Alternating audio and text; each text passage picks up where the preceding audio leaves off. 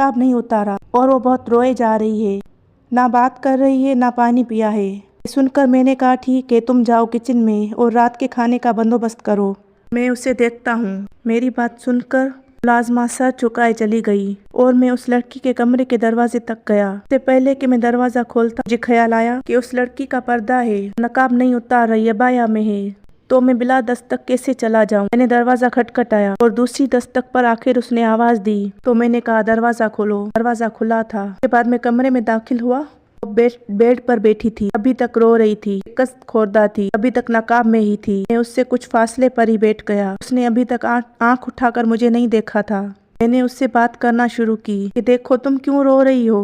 मैंने उसे यकीन दिलाया कि मैं तुम्हें कोई नुकसान नहीं पहुंचाऊंगा। तुम्हारा बाप मेरे हाथों तुम्हें जुए में हार चुका है और मैं तो जुए में हारी हुई तमाम लड़कियों को इसी तरह कई बार घर लाया हूँ और उन्हें फिर बेच दिया है। लेकिन ना जाने क्यों तुम्हें देखकर मेरा दिल जरा मुम सा हो रहा है। तुम्हारा रोना मुझसे देखा नहीं जा रहा।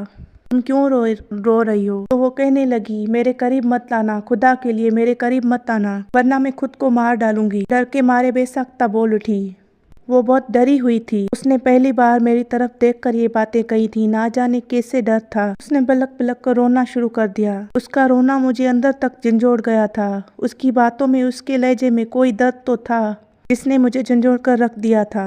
मैंने उसे कहा कि ठीक है, तुम्हारी तरफ नहीं देखता, आराम से बैठो, पानी पियो। लेकिन वो पानी कैसे पीती, वो तो हिजाब में थी और मैं उसका पर्दा भी नहीं उतरने देता क्योंकि वो खुद कर रही थी। मैंने कहा अभी मुझे तुमसे बात करनी है, बेशक तुम मुझसे पर्दा ना उतारो, तुम्हारी ये आदत पसंद आई है। आज तक किसी लड़की को मैंने यूं नहीं देखा।